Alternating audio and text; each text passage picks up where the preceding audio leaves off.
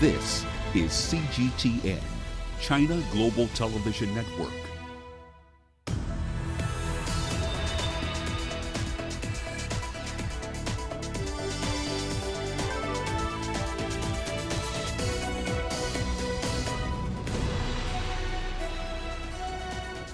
Hello there, welcome to this edition of Global Business Africa. In the course of the hour, we'll run through the business and economic news stories you need to know about from across the continent. But first, a run through the markets. Now, as we're wrapping up the quarter, essentially this is the last trading week before Christmas.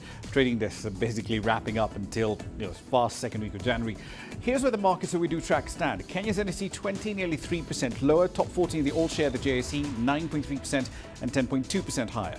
Nigeria's got the largest gains among the lot, up 37% since the start of October. Now, the main index of the NSE has risen for 5 straight sessions in a row. Over in East Africa, Kenya's NSE has also rolled out a trading platform for unquoted securities that happened barely 24 hours ago. The board says this will let unlisted commercial banks, rather large privately owned firms, to tap into the benefits of an efficiently run OTC market.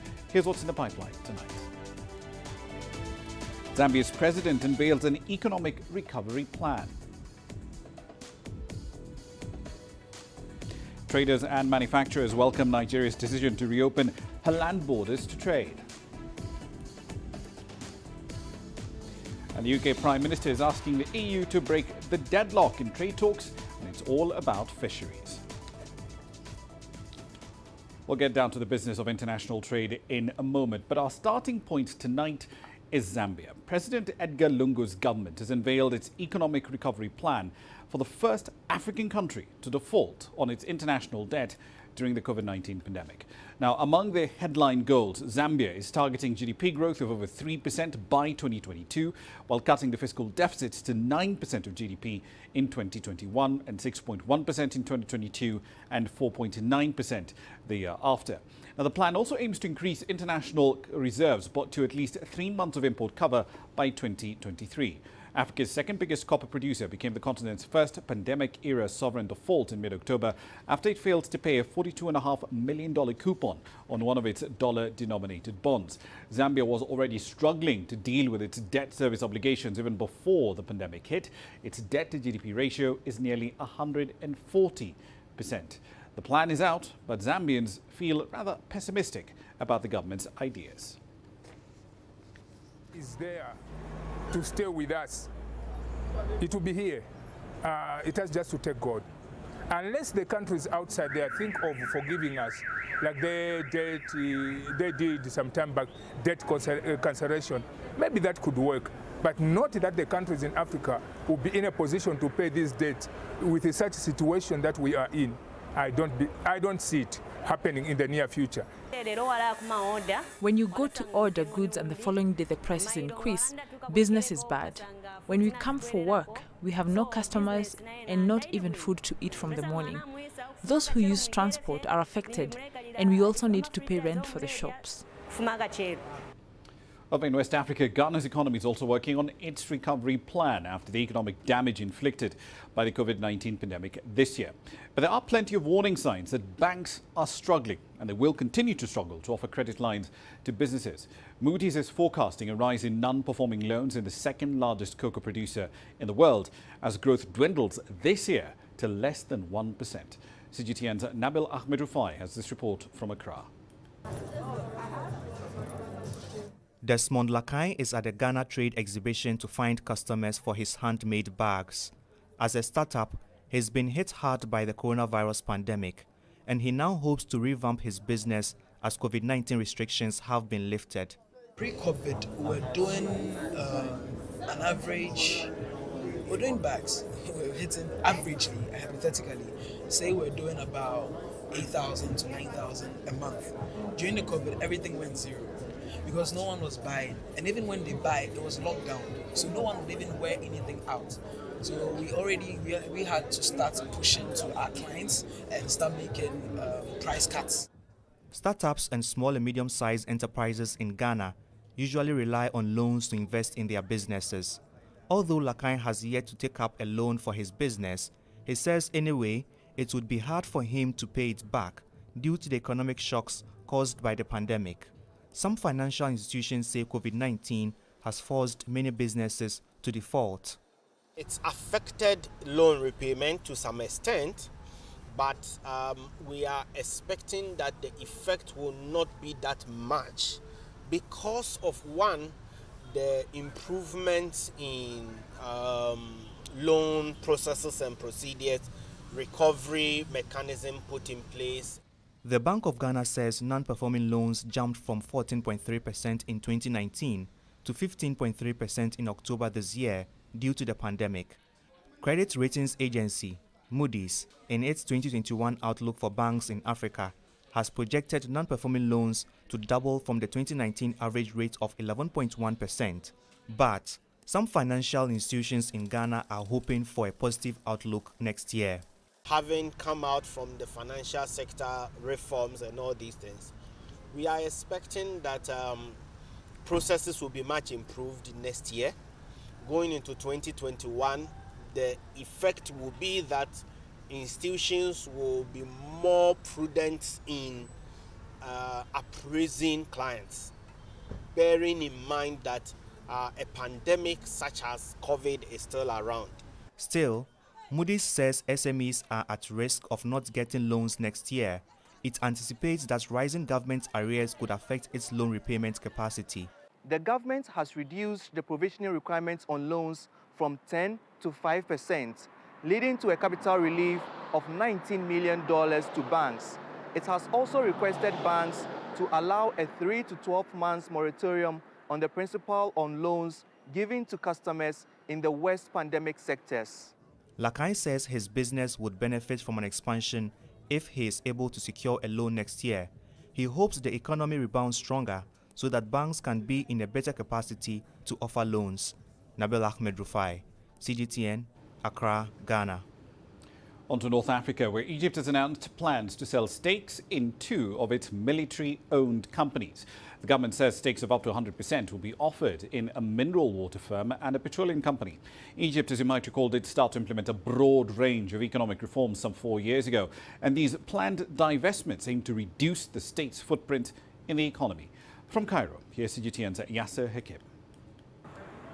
Egypt's Ministry of Military Production was established in 1954 to build weapons, but later diversified into civilian industries and services. Electrical appliances, chemicals, and construction are just some of its investments that meet the needs of the military and local market. But for the first time, these companies are to be offered to private investors in an attempt by the government to lure investors to the untapped assets.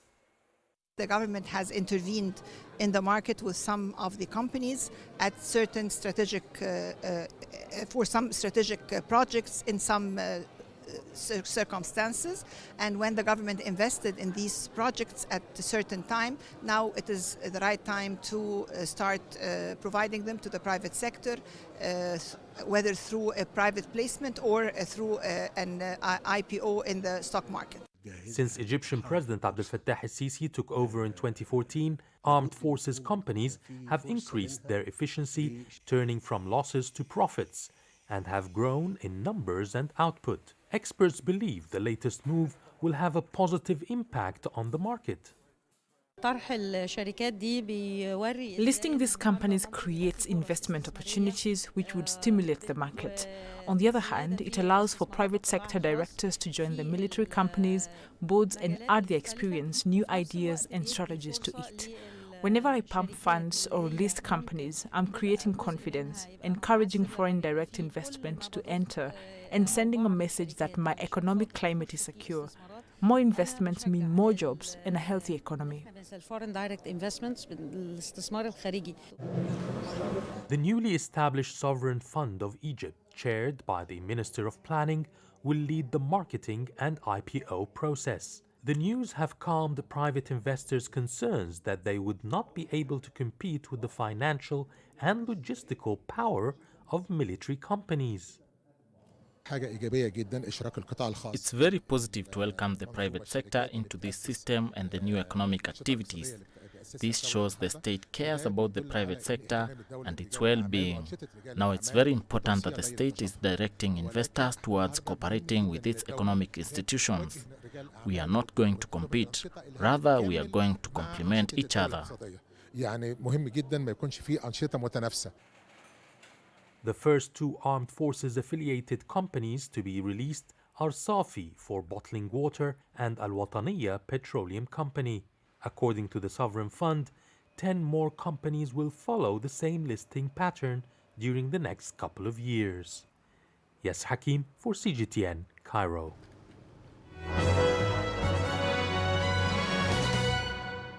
All right, then a quick run through some company news. Let's start in the world of diamonds. De Beers, the world's biggest diamond producer by value of its gems, has suffered its worst year of sales in nearly a decade as the global pandemic basically crushed demand.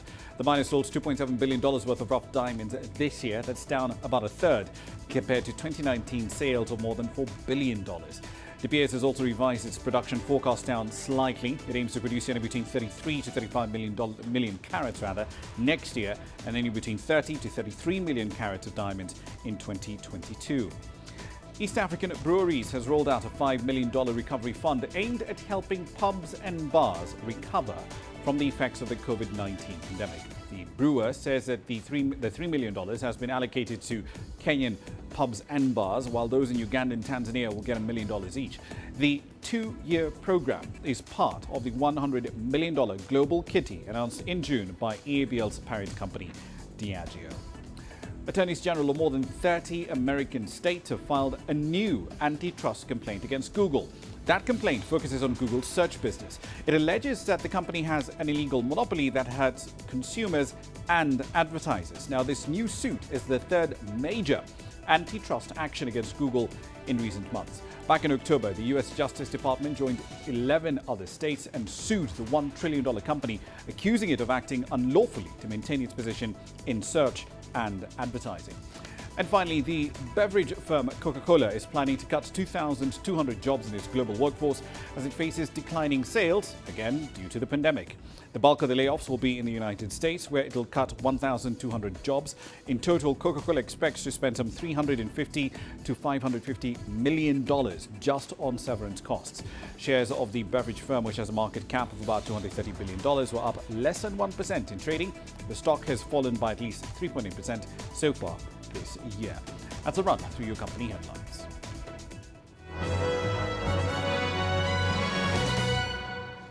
You're watching Global Business Africa. Plenty more content in the pipeline, including this.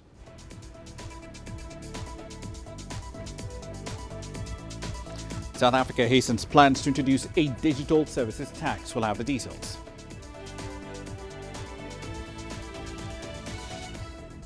And Tunisia's revival. What exactly is in the pipeline for the North African carrier? We'll have the details when we come back. The world economy as we know it is about to change. Global business reports highlight emerging markets, developing countries, and dynamic sectors worldwide. We feature top analysts and newsmakers to provide perspectives on every facet of business. From an on-the-ground perspective, we provide you with balanced and objective assessments. Fast, sharp, and insightful. Global Business, only on CGTN. He is credited with transforming banking in Kenya, from an exclusive service to an accessible and essential service. He says he has the formula and tools to avail financial services to all parts of the African continent. We have learned the lessons. We know what works. We have the capability to leapfrog on technology. Tens of awards later, he keeps his eyes on the prize. We are doing things with an objective that is people-centered. He built Equity Group from an unknown building society in the 80s to one of Africa's top banks with assets in excess of $8 billion. He's also giving thousands of students the wings to fly. Education is the only way for all our children. We speak to Dr. James Mwangi, the man at the helm of the Equity Group. How far can he replicate his success?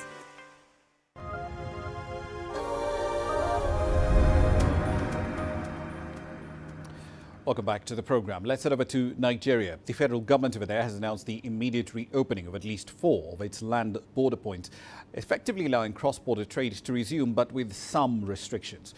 President Muhammadu Buhari ordered the reopening of the borders following a recommendation made by a technical committee headed by the country's finance minister. With the details, here's CGTN's Deji Badmus. For many cross-border traders, it's the news they had long been waiting for. When the borders were shut last August as part of means to stop the smuggling of contraband goods, especially rice and weapons, no one had imagined the closure was going to last this long.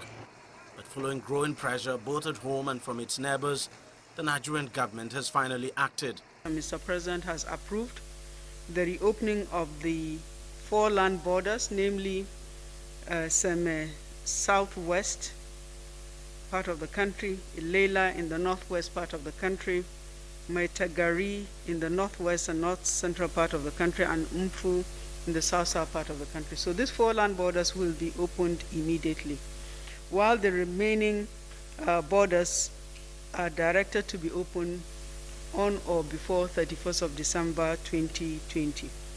Mr. President has also directed that while the borders are being reopened, that the ban on the importation of rice, poultry, and other banned products still subsists.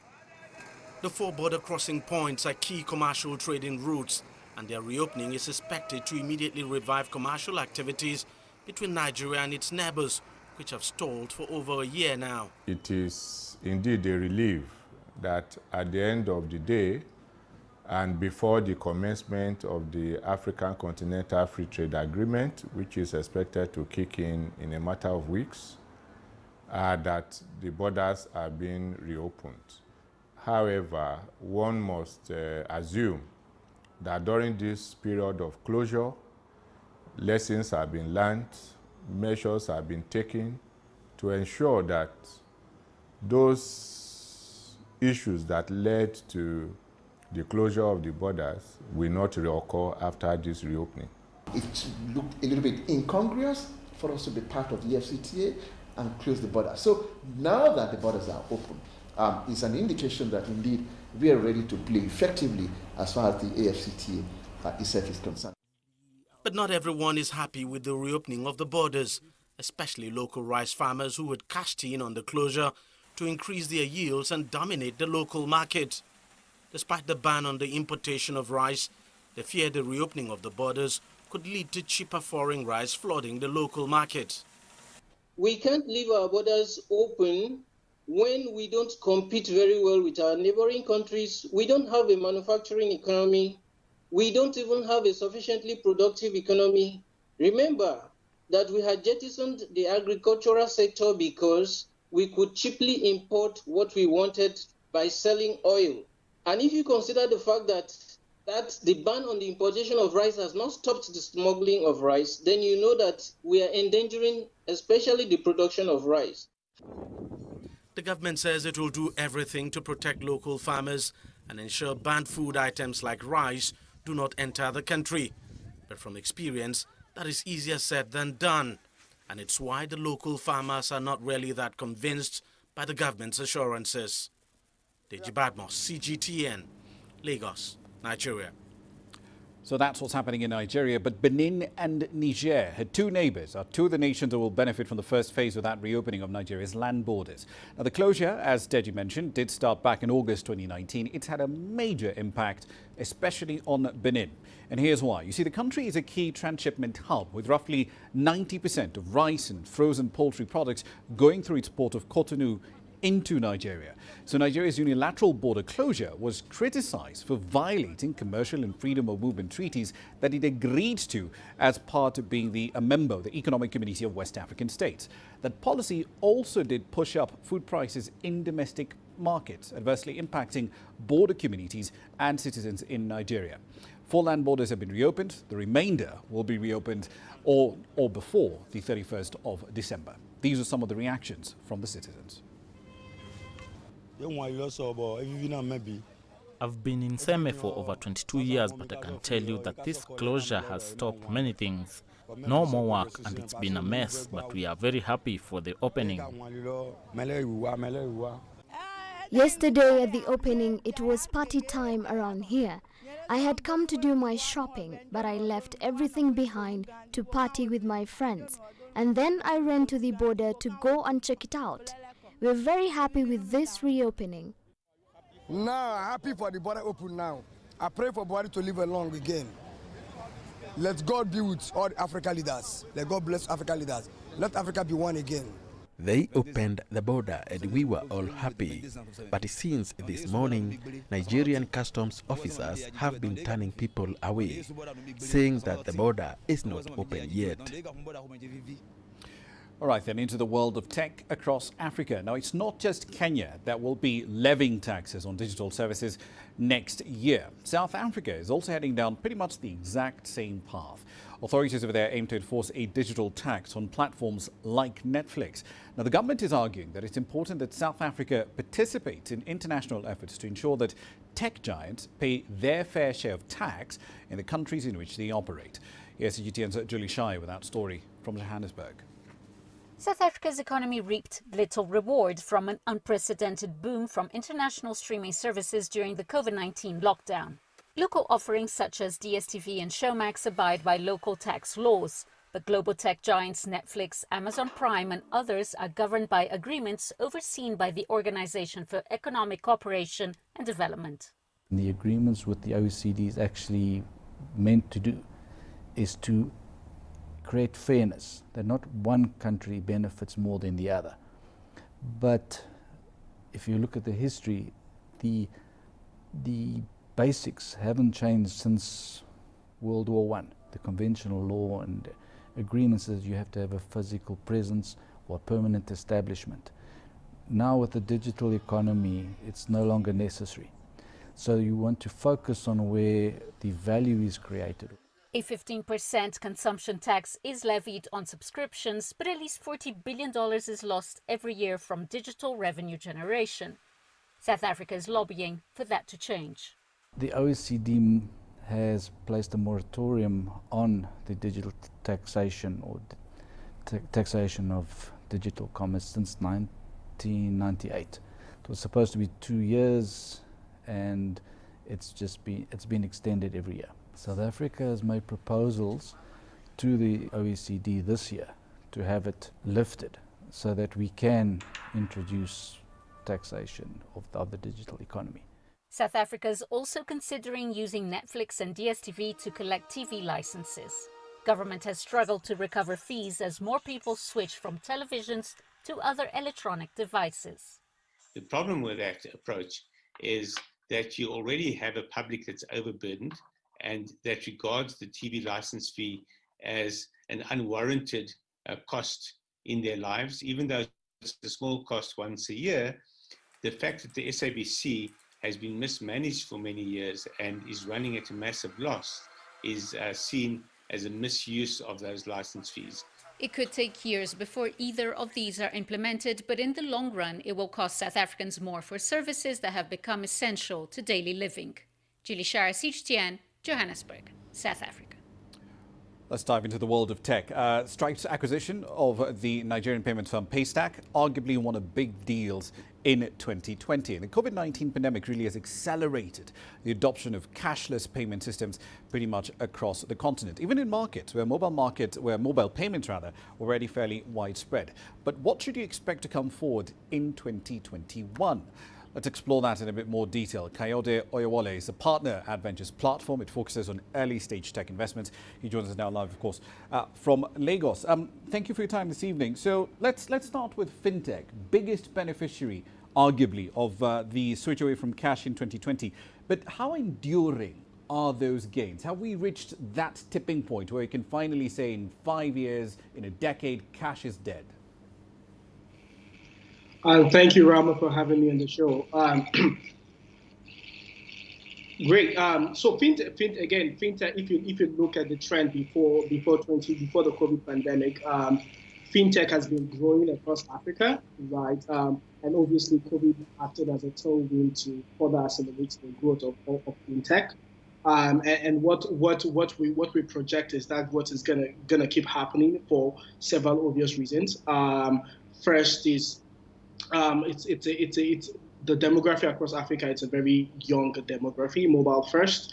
As at today, still hard moving cash across the continent, right? And just fintechs, just financial technology products just deliver superior experience for the user, right? So we're gonna see that growth keep going. I wouldn't say cash will be dead in 5 years' time, because if you look at Nigeria, for instance, Paystack currently accounts for about half the value of online transaction. But when you look at the flip side of that coin, is that online transactions in Nigeria represent less than 5% of the volume of cash that moves across the continent, right? So there's still a massive gap in terms of just moving people offline to online. And so that it's gonna take a while for us to have massive transitioning for massive transition of people moving from offline transactions to online. So what you're going to see is that over the next decade, fintech products are going to keep accelerating and keep growing. Indeed, Paystack, of course, was, as you mentioned, it's handling roughly half of all online transactions that are taking place in Nigeria. But the gap you alluded to is gigantic. But now that Stripe has basically bought out the company, what does that change for its operations, for the firm, operating not just in Nigeria, but in Ghana and perhaps expanding across the rest of Africa too? So I generally think it's a net positive for the company and more importantly for its customers, right? In terms of just how the company operates, again, the Stripe has announced the company is going to stay independent, right? So customers are going to continue to enjoy the superior consumer experience they associate with Paystack. But more importantly, getting the firepower of a company like Stripe, which is probably one of the most ambitious global payment company, has numerous benefits, not just for Paystack as a company, but for its customers. What you're going to begin to see is that, again, Stripe is in close to 100 countries. They have that operational depth, which they can bring to Paystack in terms of just the capital to be able to rapidly expand and the infrastructure to be able to do that. That's something that they will obviously bring to bear in Africa through the acquisition of Paystack. And more importantly, I'm looking forward to African businesses being able to now receive money easily from global customers. So not just being able to receive money from their local countries, but again, due to the Stripe acquisition, be able to receive money globally from customers all across the world. So I think that it's a net positive for the company and for its customers. I look at the people who had invested in Stripe 2 years ago. It was an interesting mix. You had Tencent in there. You had Visa taking part in their Series A funding round, $8 million raised in that particular one. But I do wonder, though, where's the local African capital? I mean, is this now the fact that, Stripe has put in the cash, Visa's put in money, Tencent's put in money, is this the tipping point where we now say, okay, local companies, South African firms, Kenyan firms, or look at firms in the fintech space and say, yeah, we'd like to invest in that? It's interesting you mentioned. Paystack has a bunch of local investors. We're one of their early investors before they raised money from Stripe and Tencent. So there are a bunch of local investors that would participate from this upside from this acquisition. But yes, I do agree with you that what you're going to see is increased participation from local VCs. That have so far ignored venture capital as an asset class or not paid so much attention to technology. With this acquisition, I reckon that you're going to see a lot of renewed interest in the technology space and in venture capital across Africa. We're going to get into crypto in just a moment, but I want to focus on the tax question for just a bit, because what we're seeing now is a sort of emerging trend across some markets is that governments are now looking at digital services and they're saying, yeah, we'd like a piece of the action there. We'd like to tax firms like Netflix, etc. But usually that means they end up going after processors, which essentially would be firms like Paystack. How do you deal with that emerging tax environment, that tax battle that we're seeing playing out across Africa now? To be honest, at the moment, everybody's basically just observing and seeing how this plays out. It's obvious that the government across Africa are looking for additional source of revenue, and they think technology is a great place for them to, get that to be able to augment their budget. Again, we've seen a few African countries adopt that. You had mentioned in your earlier report, South Africa, Kenya, I know Uganda, and Zimbabwe is also doing the same. And I reckon that a bunch of African countries will also follow suit, right? For me, the bigger concern is just how does that impact the growth of technology, and how does that impact the pricing of technology products and services, right? But I reckon this is going to go mainstream across Africa. More more African governments would follow the same playbook. In terms of how it impacts the technology scene, that's not obvious to me yet at the moment. Yeah. Okay.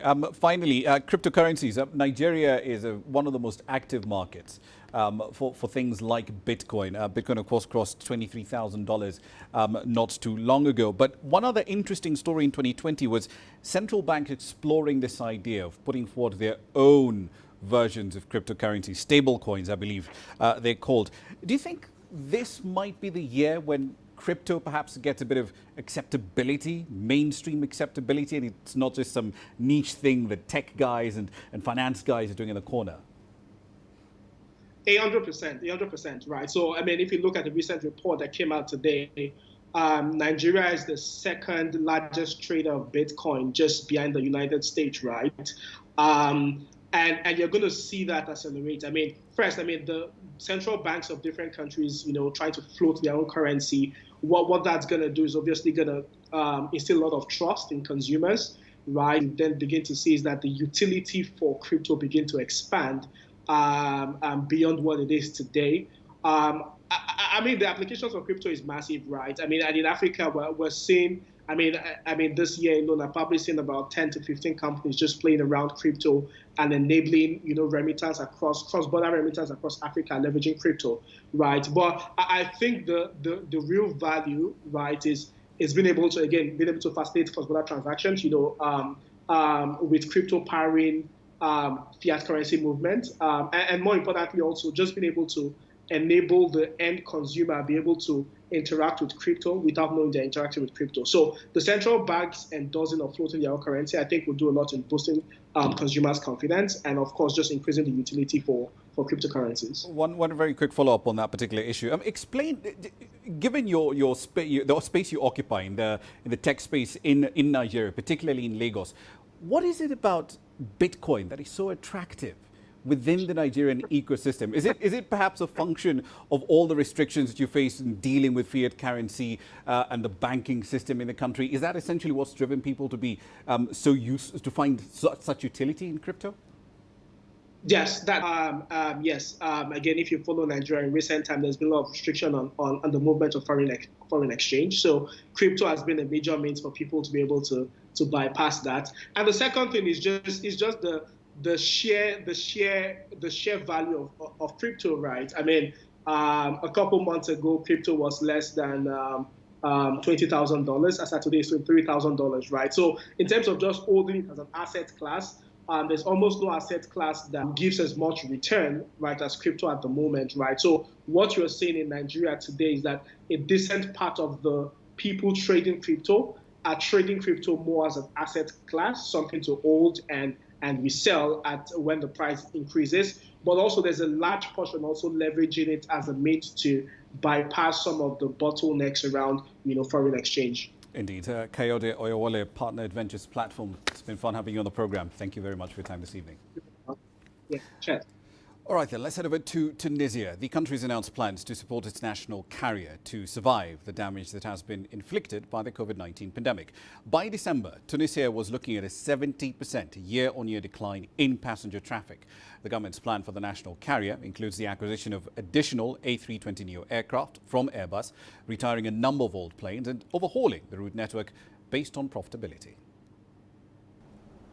Tunisia's finance ministry is carrying out an in-depth audit of its national carrier Tunisair.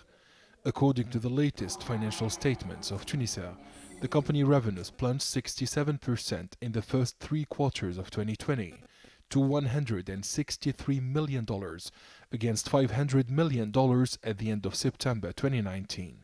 Likewise, passenger numbers fell 68% and the tonnage of freight and mail followed suit, as it plummeted by 58% to 2,322 tons as a result of the COVID-19 pandemic. Tunisair has been facing difficulties even before the COVID-19 crisis, which impacted its performance, image abroad, and international rank. Only 11 planes are functional out of 24. The cost of maintenance is very high, while the planes are grounded. Structural reforms are needed urgently. Parliament is overseeing this large-scale operation. Analysts explain that with over 8,000 employees, Tunisia has one of the highest number of permanent staff in the airline industry. Some recent studies concluded that the national carrier must lay off at least 3,500 people in the next 5 years to sustain its business. Layoffs are necessary, as well as the reduction of salaries and the number of offices abroad to limit costs. For example, just in France, Tunisia has more than 57 offices. The cost is too high for an airline company.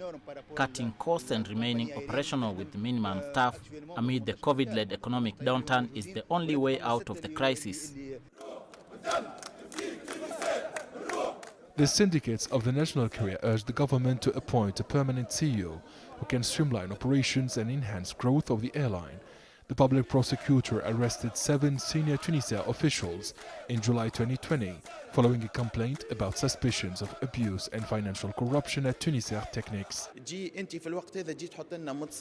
Arresting our colleague and firing the former CEO and appointing a temporary head of the company is a suspicious decision. The new appointee needs at least 2 years to get acquainted with the situation in Tunis Air. We need a competent manager who has a plan to save the company from bankruptcy and avoid layoffs. Tunisian authorities assert that the financial situation of Tunisia is disastrous, as its debts amount to millions of dollars. Industry experts emphasize the need to improve the performance of the company through the implementation of a structural reform plan. The Ministry of Transport and Logistics plans to develop the air cargo service. Authorities will launch Tunisair cargo services in the next 2 years in order to provide additional resources to this state-owned company. Adnan Shawishi, CGTN, Tunis. You're watching Global Business Africa. Time for a short break. Here's what's coming up.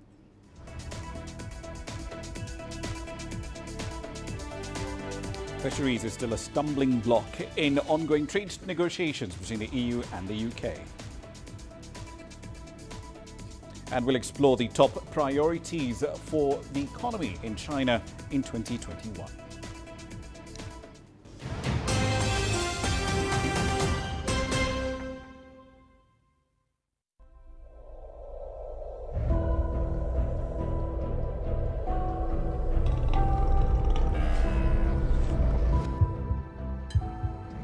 Taken me completely out of my depth, but at the same time it's exciting. It's new, it's different, it's a challenge. It's really exciting.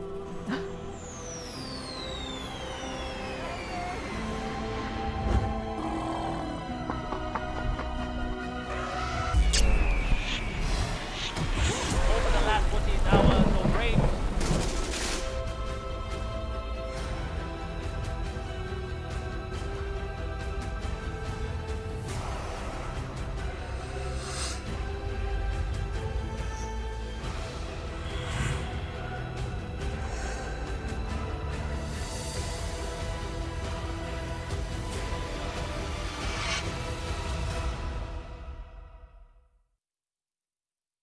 Business in Africa is at a crossroads.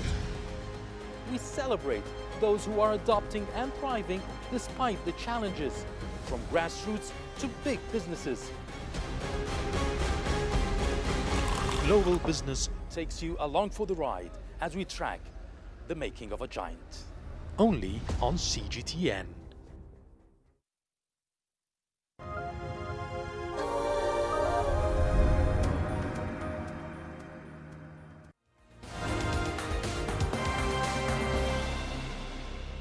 Welcome back to the program. These are some of the stories making your headlines at this hour. Starting in Nigeria, more than 300 schoolboys kidnapped by militants last week have been released. They arrived in Katsina State, where officials say they will undergo physical and medical checks before being reunited with their families. The boys were dressed in dusty clothes, some in light green uniforms. They looked tired, but otherwise well. According to local authorities, some 344 students were rescued by security forces in an operation on Thursday. The Ethiopian government has announced that it will offer a reward of some $250,000 to anyone who will disclose the whereabouts of the leadership of the TPLF. The reward was announced on the state-run broadcaster ABC, and it was later tweeted by the government's task force on the Tigray crisis. TPLF leaders are believed to be in hiding in a mountainous region since the capital of the region, Mekelle, was captured by federal forces on the 28th of November. They say that they are fighting back. The UN Secretary-General Antonio Guterres has appealed to rich nations to support the UN-backed COVAX program. That program aims to ensure that the entire world has fair and equitable access to COVID-19 vaccines as they come to market. He stressed the need for broad immunization, saying it's in the best interests of all countries. And finally, today marks International Migrant Day. It was observed to highlight the difficulties and contributions of migrants all over the world. According to Global Migration Data Portal, the number of international migrants worldwide reached 272 million last year. Female migrants make up 48% of that. The UN says that there are an estimated 33 million migrant children, up from 24 million in between 1990 and the year 2000. That's a run through your headlines.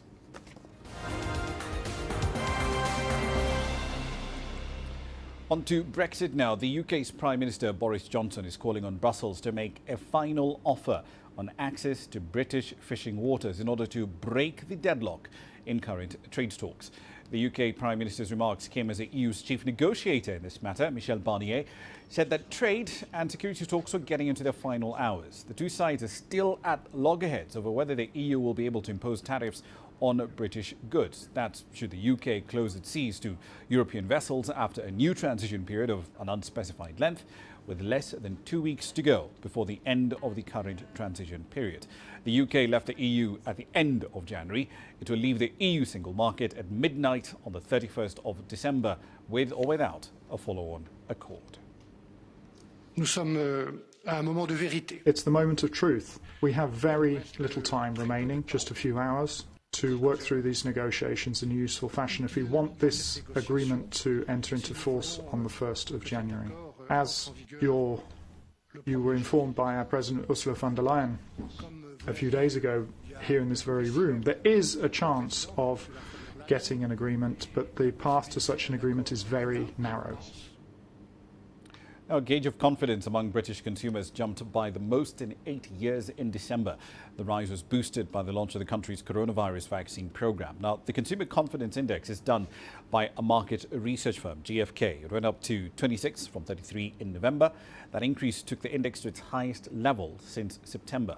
In the meantime, the Bank of England says that the UK's economy is likely to contract by just over 1% in the fourth quarter. The forecast is less than its projection of a 2% contraction that was made back in November.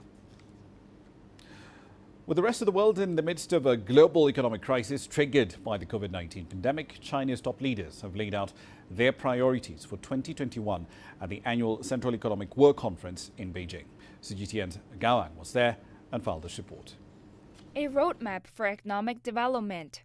For 2021, China aims to continue promoting technology innovation and building a stronger domestic market while stabilizing the financial sector.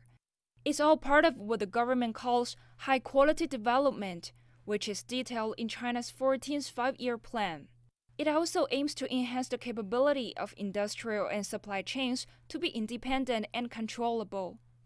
So China will shift more on the keyword, which is controllability, with its own fate, by which we need to focus more on those fundamental technologies that is able to reduce reliance on global supply. Besides tech innovation, China plans to focus on ensuring food security, achieving carbon neutrality, preventing disorderly expansion of capital, and promoting economic reforms. Also high on the agenda is boosting domestic consumption. Professor Liu explains how this could be achieved.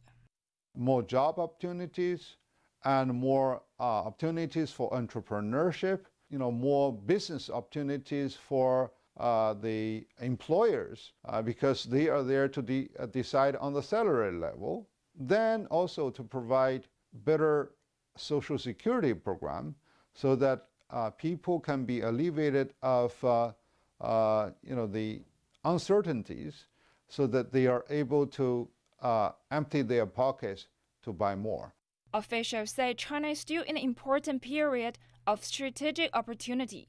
They say the country needs to take its chances and speed up economic transformation.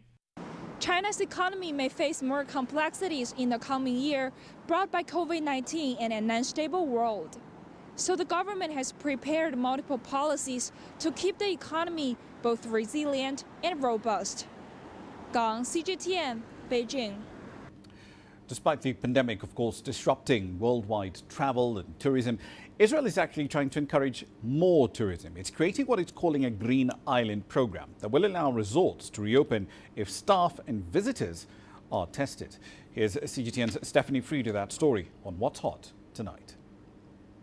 The Dead Sea's newly rebranded Green Island tourist zone is open to local vacationers on one condition. The only way to get in is to have a negative test. Now, let's go do it.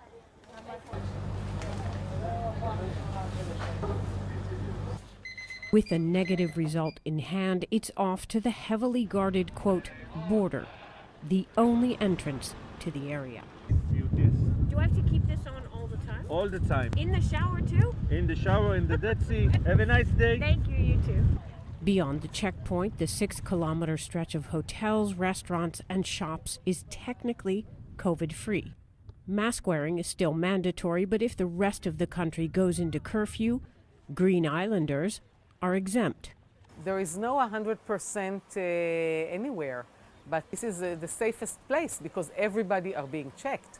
Creating a secluded oasis is a bid to nominally revive Israel's pre-pandemic $7 billion per year tourism industry. Reopening hotels and restaurants brings in lost capital, revives jobs for tens of thousands of industry employees, and relieves the government from paying unemployment benefits. Green Zone employees are virus tested every 3 days. Vendors and suppliers are tested every time they cross into the area. For vacationers, the secluded stretch offers a close-to-home, seemingly virus-safe getaway option. When we're in crowded areas full of people, we're much more apprehensive. What can you do? This is Corona. Israel also declared its southernmost tourist city, Eilat, a green island. Of the tens of thousands who have visited both protected zones since operations started in November, only 11 people have tested positive for COVID-19. Stephanie Fried, CGTN, the Dead Sea. All right, then a quick run through some commodity prices here for you. Brent crude still essentially rising, $51 a barrel, and we're also seeing a bit of a resurgence in the Baker Hughes rig count in the United States as well. Kenya is one of the largest producers of tea after China and India. Smallholder farmers over there are collectively going to be paid something like $734 million. That's about $7 million. 834 million shillings rather, about $7 million in dividends for the near 1.45 billion kilos of tea they delivered in the farming period that ended in June. That's roughly 7.5% higher than the payout for the preceding year. There was quite a glut of tea inventory as this pandemic disrupted both trade and logistics. Here's what's coming up next.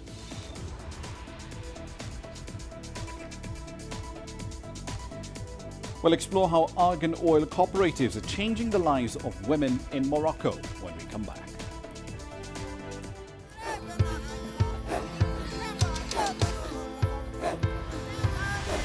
Africa is a continent of diversity, with varied climate and enchanting geography, and a people so distinct, but with a shared enduring spirit. We are at the heart of the continent to bring you the untold stories. Let's have a look. We celebrate Africa as it shapes its own destiny. Aden, Tunis, Cairo, Juba, Johannesburg, Ethiopia, Tanzania. Africa Live. Find your voice.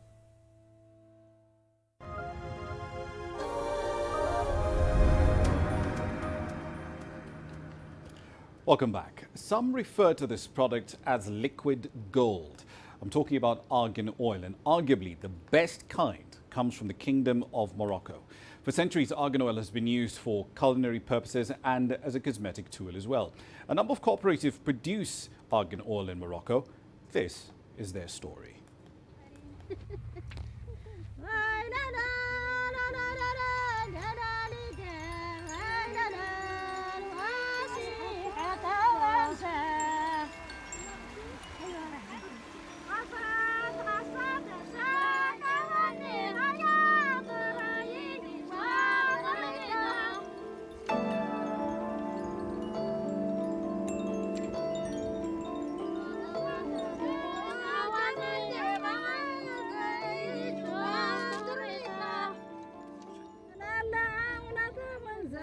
درنا أرغان على أساس هو الشجرة اللي كتواجد عندنا في المنطقة، يعني المنتوج اللي عندنا في المنطقة هو الأرغان. ما كاينش شي حاجة أخرى تقريبا اللي يخدموا فيها العيالات من غير الأرغان.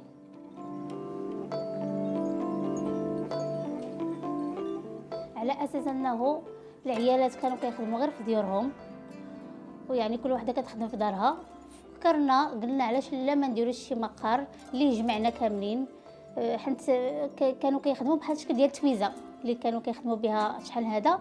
وفكرنا باش ندير واحد المشروع ديال موديل للداخل ديال التعاونيه اللي نتجمعوا فيه، منها نحافظوا على الموروث ديالنا.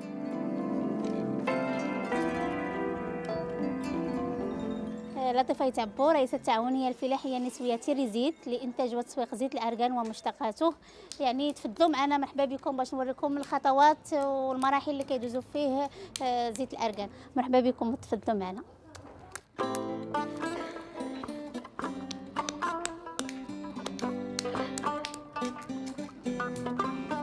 حتى 2013 عاد درنا واحد الجروب اللي فيه 8 ديال لي كوبيراتيف اللي كنحاولوا نتجمعوا فيه يعني ونقلبوا على الحلول ديال المشاكل اللي كاينين عندنا كاملين.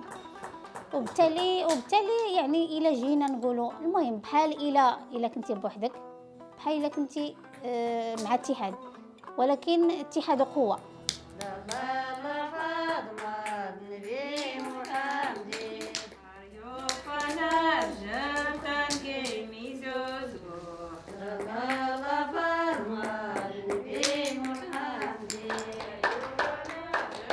تقريبا 30 مستفيده اللي كاينه، وكل وحده كتخدم في ليطاب ديال الارغان، يعني اللي هو مبني بشراكه ما بين الجماعه والمبادره الوطنيه للتنميه البشريه.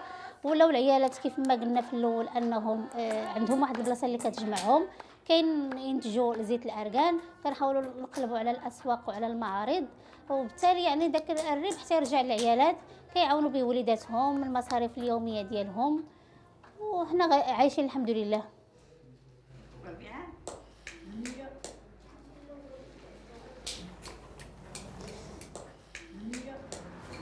هذه المرحله الاولى كيحيدوا فيها القشره الارغان، يعني كتسمى مرحله ديال التقشير. هذه المرحله الاولى ديال التقشير.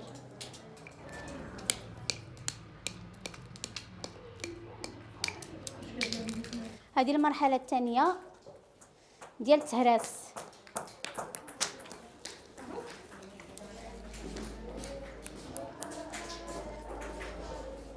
هذه المرحله ديال التحميص. الا بغيناه باش يكون عندنا الارغان اليمونتير كنحاولوا نديروا التحميص عن طريق لا ماشين اللي كدير كدور، يكون فيها الزنين اللي هو اليمونتير. المرحله الاخرى كنخدموا الارغان ديال الكوسميتيك اللي كنديروا الزنين في هذا البوق ديال لا ماشين، وبالتالي كيخرج لنا زيت ارغان.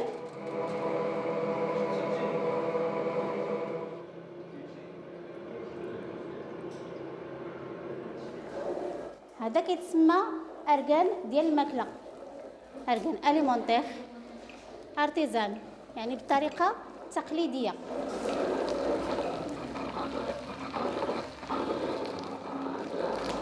ملي كنديروا الطريقه ديال العصير كنمشيو للتعمار.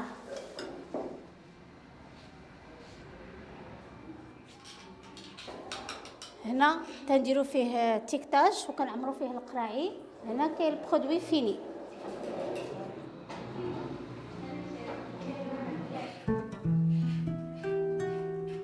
بالنسبه للارغان يعني ليه مطالب كثيره، بحيث انه لقاو فيه عده منافع بالنسبه للانسان، بحال الاوميغا 3 اوميغا 9 يعني اللي هو واحد سميتو اللي هي مفيده للصحه. كذلك بالنسبه للتجميل راه كيخرجوا به دابا لي كريم لي شامبوان بزاف ديال الحوايج اللي كيستافدوا بها سواء بالنسبه للرجال ولا بالنسبه للنساء، يعني مطلوب بزاف. ما بقاوش كاع الناس ديال المنطقه كيستافدوا بها ولا الناس اللي هما ديالهم، بحيث انه كيتصدر لبرا. بالنسبه للكوسميتيك كيمشي حتى ل 600 درهم تقريبا اللتر. بالنسبه للاليمونتير 250 300.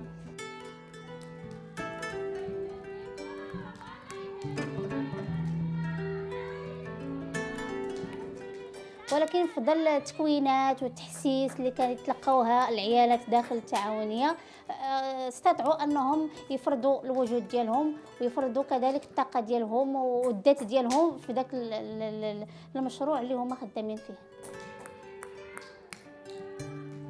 من غير هذوك المشاكل ديال انهم بالنسبه للاسره كيكون صعيب باش توفقي ما بين الدار وما بين العمل، باش خصنا مثلا نكريو المقر ولا ندبروا عليه. يعني المراه ديال العالم القروي كيكون صعيب عليها باش انها تخرج تواصل مع الناس ديال المحيط ديالها، بحيث انه تيكون داك حشومه لا انا داك فلان كنحش منه ولا هذا. المهم بالنسبه للمراه يعني شحال هذا كيف ما قلنا كتكون حشومه ديال الدار ما تخرج وهذا، ولكن الحمد لله ملي كتكون المراه قويه وفارضه الوجود ديالها وفارضه ذاتها اللي كيجعلها انها تصرف على الاسره ديالها، تكون استقلاليه عندها، تشري داكشي اللي بغات، تمشي فين ما بغات. المهم ماشي الفرق كبير، قويه الحمد لله.